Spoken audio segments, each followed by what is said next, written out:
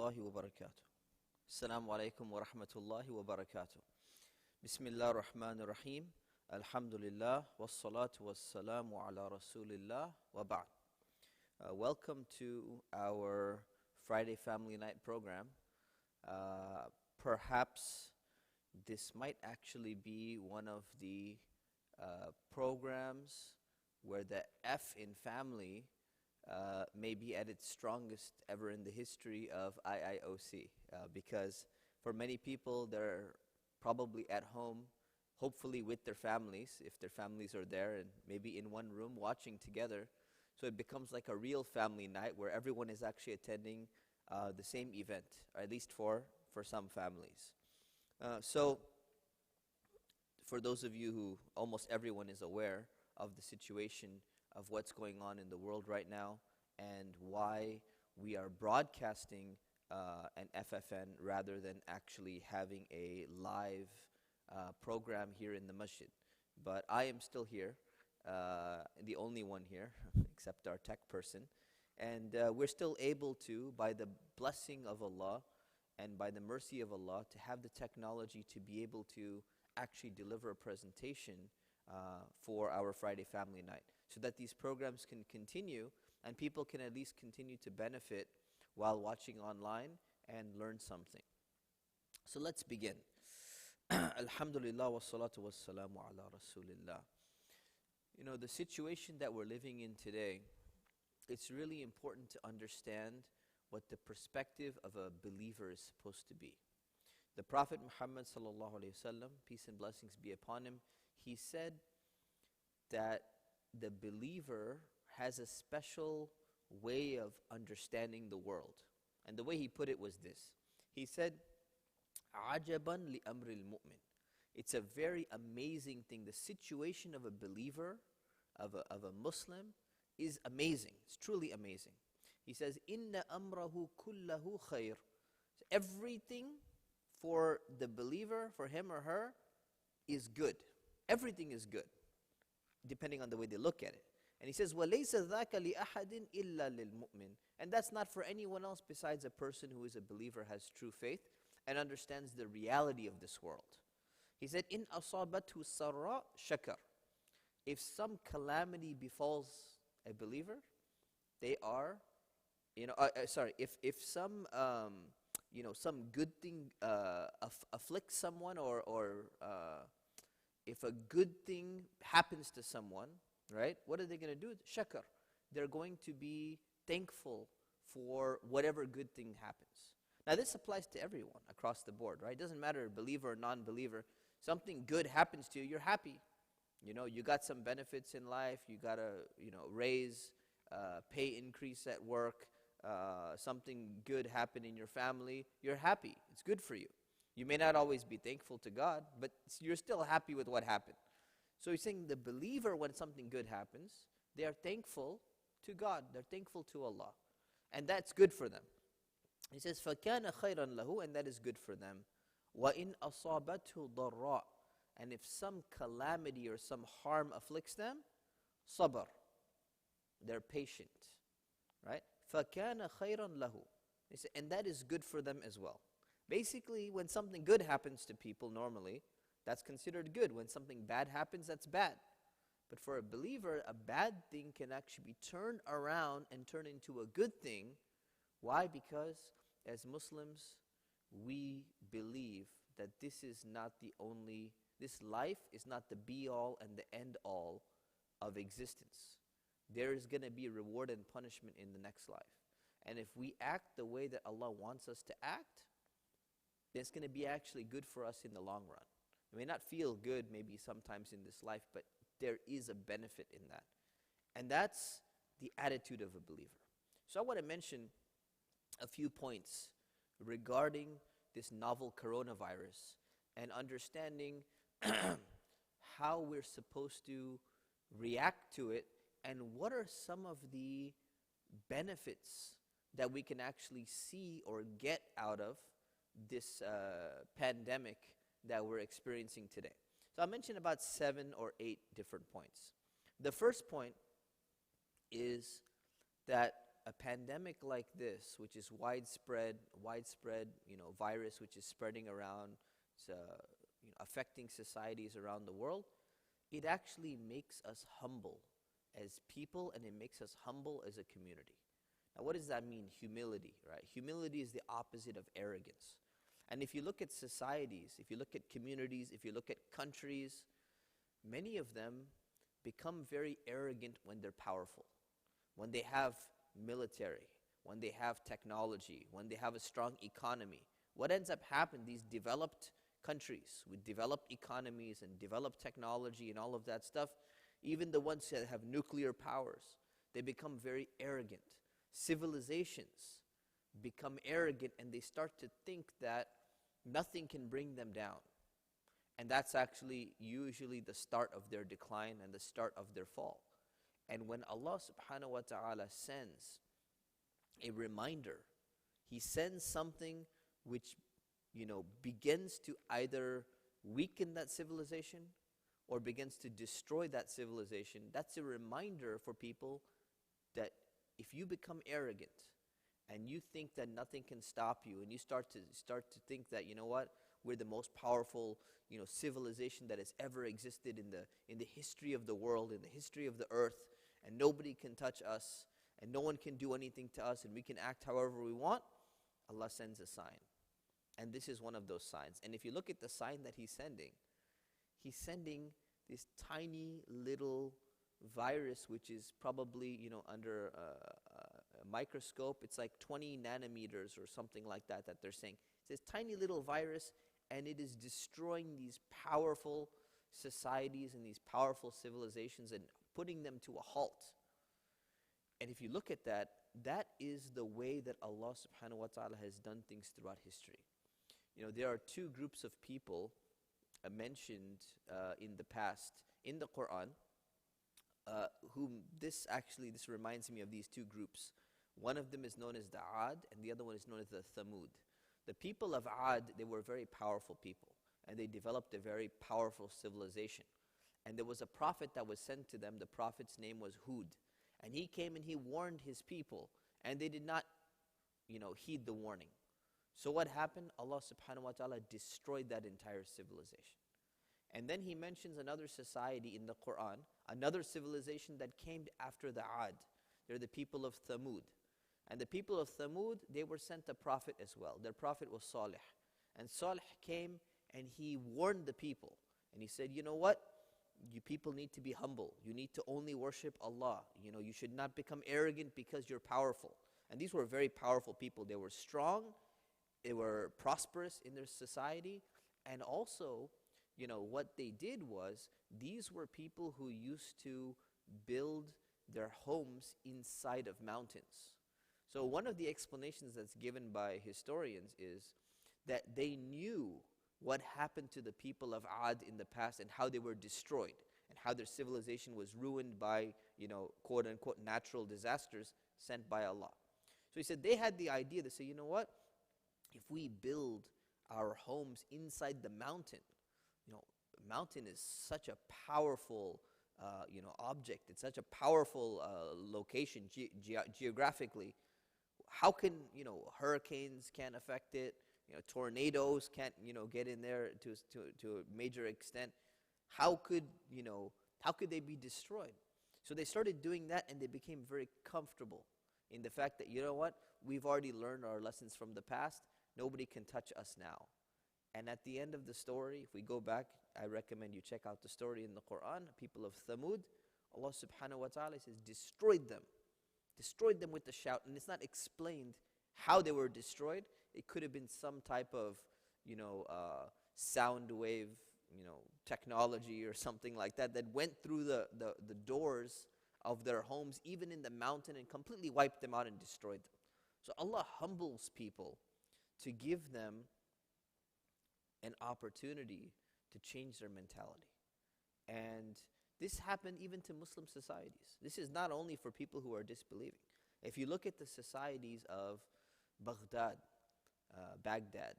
in Iraq, during the time when it was the Muslim golden age, what happened to those people? Allah subhanahu wa ta'ala allowed those people to be completely destroyed. And it is said that when the Mongols came and took over Baghdad, the city of Baghdad, which was like the jewel of the world. It was one of the most prosperous and wealthiest and advanced civilizations of the Middle Ages. You find that the people had actually gotten to a point where they had become very arrogant. They had been hoarding. They had been amassing excessive luxury, and Allah put them down. Allah allowed them to be destroyed. The same thing with the civilization of Andalus or Andalusia in Spain, a very advanced society. And what happened to that civilization? It was destroyed, even though they were Muslim. But the way that they were acting, this is the way of Allah subhanahu wa ta'ala. The way is that when people become arrogant, they get destroyed. It becomes their decline. And this is something that the famous historian Allama ibn Khaldun, he writes in his book Al-Muqaddimah, the Prolegomenon, or the Introduction to World History. He explains that the peak, and he's a sociologist, the father of sociology. He says the peak of a civilization is actually the beginning of its downfall.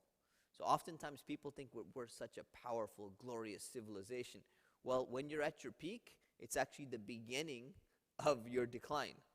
And he mentions that societies are not destroyed like they were in the past of Ad and Thamud. Rather, there's a decline that Allah allows to set in, and those civilizations, the decline eventually leads to their eventual destruction. So these signs come, signs like the coronavirus, to humble people on an individual level and on a societal level, to remove that pride and that arrogance that they have. Say, look at all the technology we have. Look how powerful we are. No one can mess with us. Things like that. This is an opportunity for people to lower themselves just a little bit, and it's good for them. Number 2, pandemics like this help us to remember death. So the thing is, the Prophet, peace be upon him, he said, أَكْثِرُوا ذِكْرَ حَازِمِ اللَّذَّاتِ.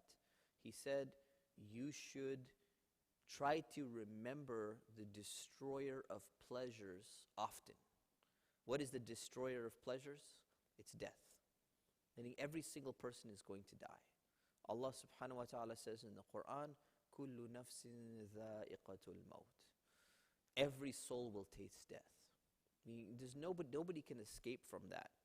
Some people, they've been trying for centuries to figure out the fountain of youth. People searching for something which can cause them to live forever. Nowadays, people who are wealthy, they are paying a cryogenic laboratory to freeze their body when they die, hoping that maybe someday in the future they'll be able to revive their body back to what it was or something like that. And cryogenics is not really a well-attested science. It's not considered a real science. It's considered a pseudoscience. It's considered to be quack science at the moment right now. So this idea of living forever, people get that notion, and they forget that there's going to come a time when everyone is going to die. And when we encounter a calamity like this, and we see people dying, it reminds us of death. It reminds us that any one of us can die, and it helps us to change our lives. And it's so easy to forget death. It's not something that anyone would like to talk about. You don't go to your friends and be like, you know what? Let's talk about death a little bit. I mean, those would be amazing friends if you're able to actually have that conversation. But very few people can have that. It's very hard to go to your family and talk to them and say, let's remember the fact that we're going to die. Many people, they're very uncomfortable with that idea. And yet in Islam, we're supposed to be remembering death. We're supposed to actually remind ourselves that we're going to die, so that we have to prepare ourselves and make sure we're doing what we're supposed to be doing in this life, and not wasting our time away, or not committing sins that we're going to have to account for later on in life. So it's, if we can remember death, and this helps us to remember death, then it's a blessing in disguise. Anything which brings you closer to Allah, it's not a calamity in the greater scheme of things. It feels bad initially, physically. But in the greater scheme of things, it's actually a blessing. And it's important to understand that. Number 3 is that a disease like this actually reminds us who we are. It reminds us of our humanity, and it reminds us of our origin, where we're coming from. All of us, we are all children of Adam. We are all coming from the original first two human beings, Adam and Eve, Adam and Hawa. We're coming from that family. And if we understand that, that means we have a common origin. And what ends up happening is, oftentimes it's very easy for us to differentiate ourselves between rich and poor. There becomes this gap, and there almost becomes this, like this conflict between the two groups. The poor become envious of the rich, people who have, some wealth. Even if they're generous or something, there's this type of envy that builds up. Why does that person get so much money? Why do they get to drive this car? And oftentimes the rich, they become suspicious of the poor. That person is trying to take my money and my wealth, and they're only being nice to me because of this. And what this does, it reminds us, a virus like this reminds us, it does not differentiate between rich and poor. It's going to attack anyone. It's going to infect anyone, regardless of what their social status is, regardless of how much money they have in the bank, regardless of how many possessions they own. And also when it comes to ethnicity, oftentimes we divide ourselves according to our tribe, and that's natural, right? People come from different tribes, they come from different families, they come from different countries, they come from different, cities, and people identify with that. But when that starts to become this tool for claiming superiority over another person, I'm from this tribe, therefore I'm better than you, and I would never allow my children to marry with your children because you're from an inferior caste, or you're from an inferior family, or something like that. A virus like this brings back, it reminds us that, it doesn't matter where you're from, it doesn't matter what country you're from, it doesn't matter what class you're from, it doesn't matter what tribe you're from. Every human being is going to be affected equally by something like this. So what it does, it kind of gets this idea of, differentiating ourselves from other human beings. It kind of reduces it. Differentiating for identity would be okay. It's not a big deal, But differentiating, thinking that there's some inherent superiority in your people, I say, well, my people are like this. My people are better than your people.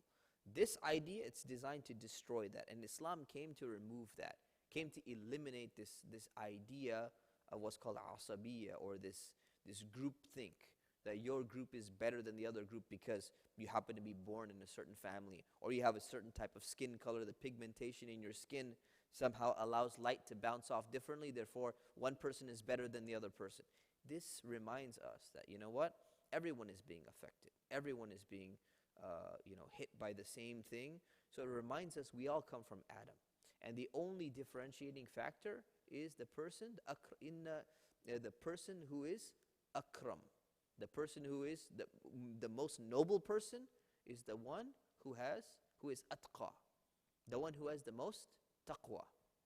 Allah subhanahu wa ta'ala mentions this in the Quran. So the only notion of superiority in the sight of Allah, and that's the only thing that really matters in the end of the day, what Allah thinks of us. The only superiority is in righteousness. It's in piety. It's in who does the most good deeds. It's in who stays away from bad deeds the most. That's what matters the most. And this reminds us of that. Number 4 is that everyone is going to be tested in some capacity. If you think about it, right, every single person is tested, right? It's not only people who do bad things, right? Oftentimes, sometimes we get into this notion, well, if I'm a good person, then Allah is not going to test me. Nothing bad is ever going to happen to me. It doesn't matter if you are an oppressor, or you're a sinner, or you're a righteous person, Allah still tests people. If you think about it, Allah tests righteous people. He tested the prophets and the messengers who were the best of people. He tested the companions who were considered to be the next best people after the prophets. 50,000 people died in the plague of Amwas in Syria during the time of Umar ibn al-Khattab being the Khalifa, being the Caliph at the time. Many of them were companions. Many of them lived alongside the Prophet, peace and blessings be upon him. Right? So this is not a punishment because of the bad things that certain individuals were doing. Right? Maybe it's a collective punishment as a society, but on an individual level, this is not the case. Right? Hamza, the uncle of the Prophet, peace be upon him, he died in the battle of Uhud. Musab ibn Umar died in the battle of Uhud. Why? Because of some mistakes that other people committed, not because of some sin that they had done. So these calamities happen and they're tests for everyone. Everybody gets tested. And what we have to understand, we remind ourselves, is that success in this world, worldly success, is not a measure to determine whether Allah is pleased with you or not. This is what happens to a lot of people. Something happens, they have a problem, they lose their job, they get sick, some calamity is going on in their life, and they go, what did I do? What did I do wrong that Allah is doing this to me? This may not be something that you've done wrong. Probably it's not necessarily something you've done wrong. Unless you know you've done something wrong, then you should, stop doing that. Maybe it's a warning for you. But even if you did nothing wrong, Allah still tests people. Allah tested the messengers, the best of people, the ones who He loved the most, He tested them. Not because of something wrong that they did, right? But rather because this helps to establish their superiority. When you walk into an exam and you're a good student and your teacher gives you a few extra hard questions because your teacher knows you're a good student, they're not punishing you because of something that you did wrong, but rather they're trying to establish a greater virtue for you by giving you this opportunity. And that's what's happening to many people. So we see this, and we have to understand that a plague or a virus or an epidemic or a pandemic like we're going through right now, it's going to be a mercy for some people, and it's going to be a punishment for other people, and it all depends on how you react. If your reaction is going to be the way that Allah wants, then this is a huge mercy for you. Because you're going to be racking up good deeds. You're going to be forgiven for your sins that you've been committing. You're going to be doing the best thing. So if you sit at home and you are getting closer to Allah, you're praying more, you're making more dua, you're reading more Quran, you're reading more books, you're doing all the things you should be doing, this is a huge mercy from Allah for you. Now if you sit at home and all you do is you binge watch a bunch of movies, if you sit in, if you go away from your family, sit in your own room, you have your internet connection, you start watching things which are impermissible because you have an internet connection, this is a punishment for you. This is the worst thing that ever happened. It would have been better if you were just busy, preoccupied in your job or at school or something like that. So how you respond and how you react is going to determine whether this is a mercy for you or whether this is a punishment for you on an individual level. Just ignore the societal level for a moment. We talked about that, right? Helps humble societies and all that. On an individual level, this is for you, and it's going to depend on how you respond. Number 5, it's going to remove selfishness, or this calamity is designed to remove that excess individualism that a lot of people have, that selfishness that a lot of people have. This idea, especially with technology and stuff, people kind of live in their own world now. It's very easy to live in your own world and not feel like you have to interact with people. So people who use public transportation, for example, they get on a bus, they get on a train. Many of them, they'll just pop some, AirPods or some headphones in their ears, and they'll listen to music or they'll listen to a book or something like that, but they're tuning everyone else out, right? No one else is around, and you're rarely interacting with people. You go and you get food from a drive-through, you're not even interacting with people. Just kind of two hands come out, you don't really talk to the person for the most part. You get your food and that's it. It's done. So in fact, many places now you can just order on a screen and then the food is just there and you just pick it up. There's no human interaction there. So it's very easy to become very individualistic where you start thinking, I'm just on my own, I survive by myself, I don't need anybody else. And I can survive just, by myself fine. And what this reminds us is that we actually do need other people. Even though there's social distancing taking place, we need other people to survive. Society cannot function. A family cannot function. An individual cannot just live by themselves without interacting with other people. So what this reminds people is that we do need each other as human beings. We need each other. We need family. We need friends. And if you get sick, if you get ill, you do need someone to care for you. You need someone to, buy some medicine, get some chicken soup for you or something like that. You'll need that. And this is a reminder, because it's very easy for us to forget and start thinking we don't need anyone else. This is a good reminder. And also, it's a reminder for us to realize that other people need us. So we should not be so selfish. We should be ready to help others, right? If you have somebody who it's hard for them to leave their home or something. Maybe if you're going to the grocery store, ask your neighbor, right? Say, hey, I'm going to the grocery store. Can I pick up some groceries for you? The lines, can get really long. Some things are getting sold out. I'm already heading there anyways. Can I buy some groceries for you or something like that? If you have elderly parents, for example, who are not living with you, or you have family members who need some extra care and support, or even friends, just call them up and say, hey, can I bring you some food? Can I bring you something so I can just drop it off at your door? We'll maintain social distancing, not a problem. Be there to help other people.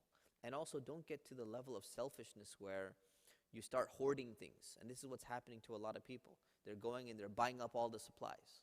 They're buying up toilet paper. So it's completely sold out. You can't even find toilet paper now.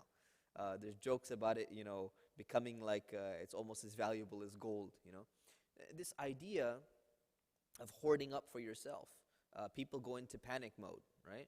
First of all, Muslims, we don't even need to use that much toilet paper because we use water. And water is actually something that was recommended by the Prophet, peace and blessings be upon him, to use water to clean yourself as well. It's actually cleaner, and we realize in a situation like this, it actually helps a lot too, being able to do that. But eggs are sold out, right? Hand sanitizer or something like that. So let's say you bought up some eggs. Let's say you bought up some toilet paper and you have extra in your home. What can you do? Offer it to your neighbor. Offer it to some of your family or friends living nearby. Say, hey, you know what? I know toilet paper's out. I know, those free-range eggs that I used to buy, free-range organic eggs, they're sold out. I happen to have, 2 dozen in my fridge. Can I give you a few? What would be the harm? How much would you lose out? You wouldn't lose out very much. So this is a huge opportunity to overcome that selfishness that we have generally. It's very easy for humans to get into. Number 6 is that whatever happens by the will of Allah. And we remember this. So you can take measures. You can wear gloves. You can wear a mask. You can wear like the N95 mask, and you can wear all of that stuff. But in the end of the day, no matter how much you try to protect yourself, just like the people of Thamud, you can take the precautions, and you should take reasonable precautions. But you can't run away from what Allah has decreed. And this is a reminder for people. You cannot just sit and isolate yourself and never touch anything and just kind of, live in like some kind of sanitized bubble or something like that. Even if it was the case, something else still could afflict you. Internally, you could have some heart problem, you could have a liver problem. Something can happen to you. You can never run away from death. And this is a reminder for people when we see what's happening with others. We ask Allah to protect us. We take reasonable precautions, but we remember that whatever was going to happen, whatever Allah wants to happen, that's going to happen to us anyways. Okay, so we take our precautions, but we remember everything is in the hands of Allah, and we are not in 100% control the way many people think they are or the way many people want to be. Many people, they're struggling right now psychologically with uncertainty. And for them, uncertainty becomes crippling uncertainty. They cannot function because they don't know what's going to happen. They don't know when they're going to go back to work. They don't know when the masjid is going to reopen. And they can't function. It drives them crazy. And the reality is, you never know what's going to happen. We only have, certain predictable measures that are not 100%. Anytime Allah subhanahu wa ta'ala wants to change something, He can change that thing. So whatever's going to happen, it's going to happen according to Allah. We take our measures, but don't drive yourself crazy saying, I need to know exactly what's going to happen. Cause and effect needs to be 100%. I'm going to do this, and this is guaranteed to happen. No, Allah can make it different. You're not in control. We are not in control. Allah is in control, and this is a reminder for us. And lastly, any type of calamity or epidemic, pandemic, it helps people return back to Allah. And Allah mentions this in the Quran. He says that even people who are sailing in the sea, idol worshippers, they worship idols, and their idols are not with them. And then a storm comes, and they're thinking, who's going to save me from this? And He says, who do they call out to? They don't call out to their idols. They call out to God. They call out to Allah, the Creator. Because they realize, deep down inside, the only one who can protect them is Allah. And the key to remember is, why did they return back to Allah? They returned back to Allah because of the calamity that they were in. Right? They left their idols. They left idol worship for that moment, and they called upon Allah because of the calamity. So for them that was great, but then He criticizes them and saying once the calamity is gone, they go back to their idols. For many people, once the calamity is gone, they stop remembering Allah. They stop worshiping Allah. The number of prayers they're doing just decreases, or they stop praying. The amount of Quran that they're reading either decreases or just stops completely, because the calamity has been lifted. And Allah does not criticize people for going back to Him, for returning to Him, for becoming better Muslims because of a calamity. Sometimes people will make fun of you. You have to be careful of those people. They'd be like, oh, look, you're praying so much now just because there's a coronavirus out there. You're not going to keep this up, You didn't pray this much before. Just because there's a danger now, you're going to start praying more. People do this in Ramadan too. Ramadan comes, someone starts, being a little bit more, observant. They become more practicing. They become more higher level of religiosity. And people criticize them. Oh, look, you're changing in Ramadan. You started praying now. You don't even pray outside Ramadan. Who do you think you are? You're going to start praying in Ramadan. That's exactly what you're supposed to do.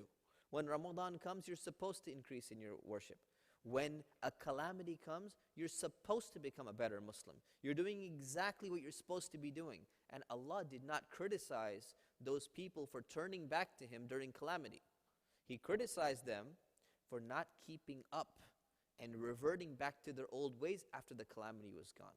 If the calamity brings you closer to Allah and keeps you closer to Allah, it's not really a calamity. That's a huge blessing. So we have to understand that. Now I'm going to answer a few common questions that people have about the coronavirus and Islamic guidelines and all of that. And if anyone wants to ask any questions in the YouTube, I have my window open. You can go ahead in the YouTube chat and you can ask a question, and I'll try to answer it, okay? So some of the common questions I've been getting, number one, is this a punishment from Allah? And again, we have to look at, are you on a collective level? Yes, it could be viewed as a punishment. On an individual level, it depends on what you do. So look at it from two different angles. Number one, on a societal level, yes, this could very well be a punishment. On an individual level, no, not necessarily something you did, or your friend did, or your brother did, but depending on how you react, we're going to be able to understand whether this was a mercy for us or whether this was a punishment for us. Number two, a common question is people are saying some masjids have closed, and they closed very early on, and some of them closed very late. So who was right and who was wrong, right? So, some of them closed like 2 weeks ago. They said, okay, we're shutting down the entire masjid. And some of them, they shut down, just today, for example. So who was right? And the thing is that we need to get out of this idea of right and wrong, right? Because when we're encountering something like this, when to stop offering Jummah prayer is a huge decision. It's not an easy decision. When to say, we're not going to allow people to come into the masjid for 5 daily prayers, That's a huge decision. Even states and countries and counties, they're responding differently. Two counties next to each other, one of them says, we're shutting down all restaurants. And the other one says, no, we're allowing the restaurants to remain open. They're different response. And why is there a different response? This is a different response because there's different understanding of the issue. It's not a black or white issue.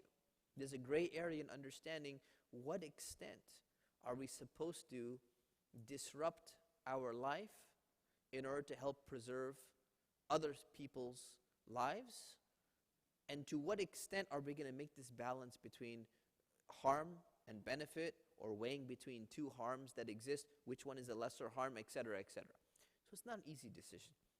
And what we should be doing now, we should not jump to start blaming people and saying, this person did this right thing, and this person did the wrong thing, and they shut down too early, and they shut down too late, and they're still open, and they're doing this. People should follow the guidelines that, they have coming from their own locality, but we should not get into this blame. Let's look at some extremes, though, okay? There's two extremes. There was a story of someone in a country, he was infected with the coronavirus, and he was quarantined. He left the quarantine during Jummah prayer, went in, prayed Jummah, and came back to the hospital for the quarantine. This is extreme. This is blameworthy, because that person now has potentially infected other people, knowing that he was infected. This is a huge problem against Islam. There's another gathering, about like 10,000 or more people gathered, and they all came together and they're praying, right? And this is just causing more infections. It's going to back up the healthcare system. This is wrong. There's no basis for this. So that's one extreme we should avoid. That is worthy of criticism. On the other side, some people, they said, we're going to close our masjid, and no schools were shut down, no restaurants were shut down, no nightclubs, no theme parks, nothing was shut down. So it's a incongruent response from the entire community, and just maybe taking appropriate measures. So maybe you can say, well, you know what, the nightclubs and the bars and everything is open. People are saying, oh, we're not going to have any gatherings inside the masjid at all. We don't need it. Maybe potentially there's some level of blame that could be there. But these are two extremes. Otherwise, there's kind of a gray area here. People are making decisions. Let's not focus on criticizing. Let's focus on working together. We need one another. We need to support one another. وَتَوَاصَوْا بِالْحَقِّ وَتَوَاصَوْا بِالصَّبْرِ. We need to encourage one another to the truth. We need to encourage one another to have patience. So this is very important for us. Next question is, do we lose reward for not being able to pray Jummah in the masjid? Do we lose reward for not being able to pray in a congregation? Well, look at this statement of the Prophet, peace and blessings be upon him. It's a hadith in the Sahih of Al-Bukhari. The Prophet, peace be upon him, he said, إِذَا مَرِضَ الْعَبْدِ, when a servant, meaning a Muslim, gets sick, or safar, or travels, كُتِبَ لَهُ مِثْلَ مَا كَانَ يَعْمَلُ مُقِيمًا صَحِيحًا. So it will be written down for him the same way that a person who is a resident, they're not traveling, and is healthy, is performing that prayer. So meaning anyone with a valid excuse, right? What's going to happen to them? If you have a valid excuse, you're going to get the same reward as the person who was praying in congregation, as the person who was coming for Jummah, because you had a valid excuse. So you should not worry that you're not able to make it. It's a little bit sad, we lose that feeling, but the reward is going to be the same. Next question is, can we do a virtual khutbah? Can we listen to a khutbah that's being live streamed and just pray behind, the computer, or pray, just listen and pray along with the imam that's there? The answer is no, for the same reason, and the simple reason that you can't put on a virtual reality headset and say, okay, I'm going to walk around this room, this multi-purpose room, and perform tawaf like I'm walking around the Kaaba. My Hajj is done. I don't need to travel to Mecca. There are certain things which require physical presence in order to count as a physical group. So I've written an article on it. You can find it on our website, calislamic.com, under the research section, and you can read a more detailed article if you like. The same thing applies for Taraweeh prayer. So Ramadan is coming up, and people are asking, can we do that for Taraweeh? Can we pray behind the imam, virtually from a distance? The short answer is no. And the detailed answer is in that article. And lastly, the last question that I have is what's going to happen in Ramadan? If we remain in restricted guidelines where we're not allowed to have groups of more than 10 people, what's going to happen to our Ramadan? And the answer is right now we don't know. So we're going to weigh the situation. We're going to see how things change. Things are going to develop. Don't think about it too much. I know we all love Ramadan. It's a life-changing experience for us. It helps us get closer to Allah. But don't go into panic mode. We'll deal with that when we get there. Right now, we'll deal with things on a week-by-week basis because things keep on changing every week. Every day almost, things are changing. So just stay calm. Don't worry about these things. Don't get, panic about them. Okay, I will answer some of the online questions here.